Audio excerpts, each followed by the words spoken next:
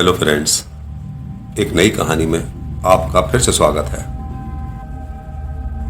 बात उस रात की है जब गोपाल अपने हॉस्टल रूम में सो रहा होता है कि अचानक घबराहट के साथ गोपाल की आंख खुल जाती है। उसका पूरा शरीर पसीने से भीग रहा होता है। गोपाल के दिल की धड़कनें आज उसके काबू में नहीं हैं। प्यास से उसका गला सूख रहा है। बेड पर बैठा गोपाल पागलों की तरह इधर उधर देखता है। फिर वो अपने रूम में चल रहे उस फैन की तरफ देखता है जो उसके बेड के ठीक ऊपर लगा है, क्योंकि उसने अभी सोते हुए एक डरावना सपना देखा है। उसके रूम के फैन से किसी लड़के की लाश लटकी है और वो लाश सो रहे गोपाल के ऊपर आ गिरती है। सपने में अपने रूम के फैन से लटकी किसी लड़के की लाश देखकर गोपाल डर से कांपने लगता है। उस वक्त रात के 2 बज रहे थे। गोपाल तो उसी वक्त रूम छोड़कर वहां से भागना चाहता था, मगर वो इतनी रात में कहां जाएगा, ये सोचकर वो डर से सिकुड़कर एक तरफ बैठ जाता है। गोपाल की उस रूम में ये पहली रात थी। पटना का रहने वाला गोपाल MBBS की तैयारी कर रहा है। उसने कोटा के एक फेमस कोचिंग सेंटर में आज ही एडमिशन लिया है।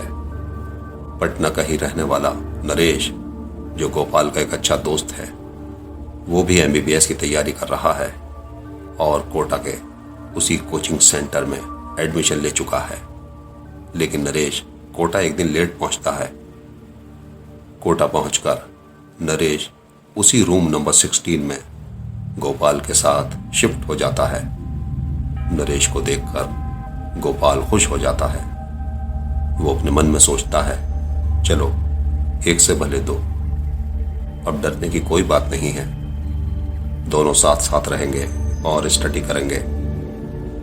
दोनों दोस्तों को पढ़ते पढ़ते अब काफी रात हो चुकी थी।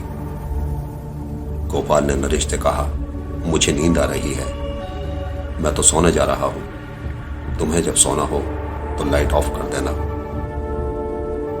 गोपाल सोने के लिए जैसे ही अपने बेड पर लेटता है कि तभी उसे एक रात पहले की सपने में दिखी वो फैन से लटकी लाश वाली बात याद आ जाती है। गोपाल सोने के लिए बेड पर लेट तो गया, लेकिन उसे अब नींद नहीं आ रही थी। गोपाल बार बार रूम में चल रहे उस फैन को देख रहा था।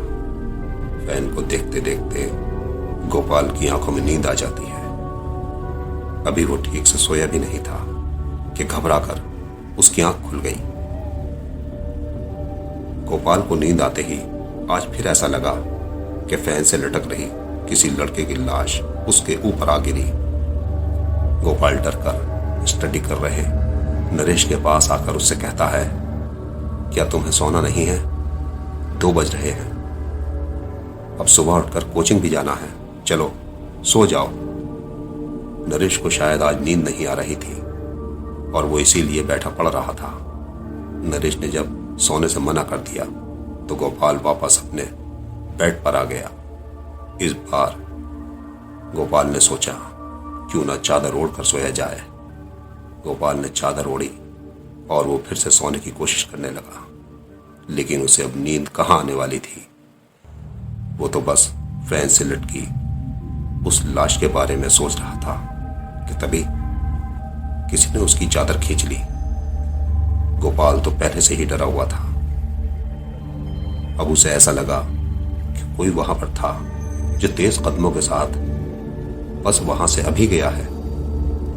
उसी डर के साथ गोपाल बेड से उठता है और वो स्टडी कर रहे नरेश के पास पहुंच जाता है। नरेश तो अपनी पढ़ाई में इतना ज्यादा मसरूफ था कि वहां हो रही किसी भी बात का उसे पता ही नहीं था। गोपाल को वॉशरूम से पानी की गिरने की आवाज आती है। वो हिम्मत करके वॉशरूम का बंद गेट बंद करता है, लेकिन वहां कहीं भी पानी नहीं गिर रहा होता है।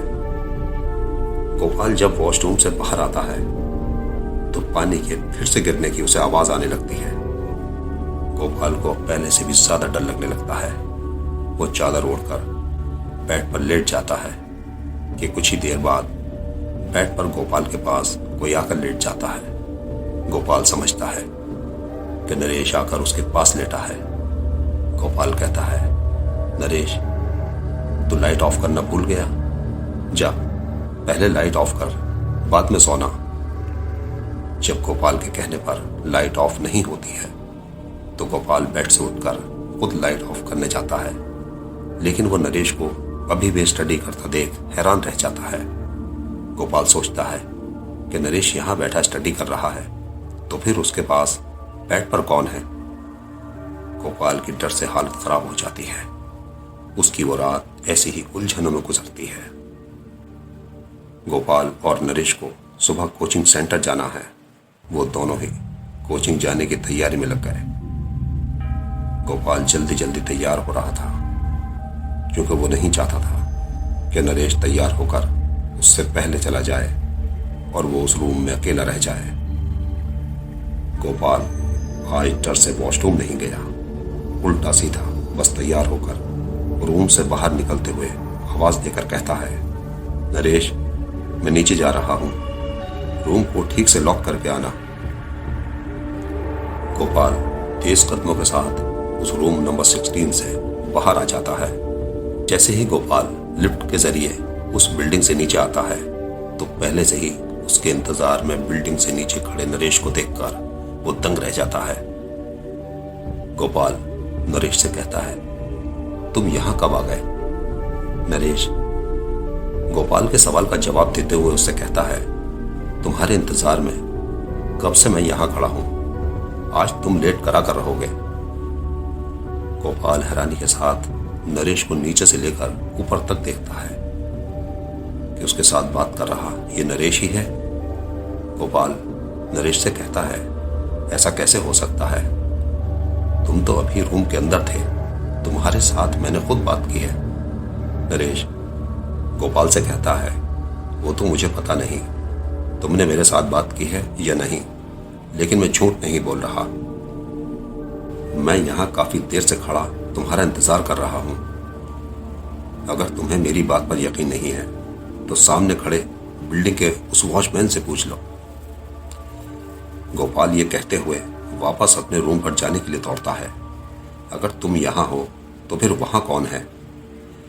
गोपाल के साथ नरेश भी लिफ्ट की तरफ दौड़ता है, लेकिन लिफ्ट का गेट ओपन नहीं होता है। वो दोनों अब सीढ़ियां चढ़कर अपने रूम में पहुंचते हैं। रूम के अंदर कोई नहीं है। वॉशरूम के नल से पानी अभी भी गिर रहा होता है। नरेश और गोपाल के वहां पहुंचने के बाद वॉशरूम में गिर रहा पानी अचानक से बंद हो जाता है।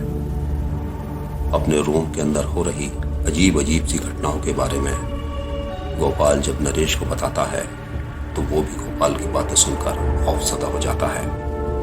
आपस में बातें करते हुए वो दोनों दोस्त बिल्डिंग से नीचे उतर आते हैं। उन दोनों को डरा हुआ देखकर बिल्डिंग का वॉचमैन उनसे पूछता है, क्या बात है, आप दोनों इतना डरे हुए क्यों हैं?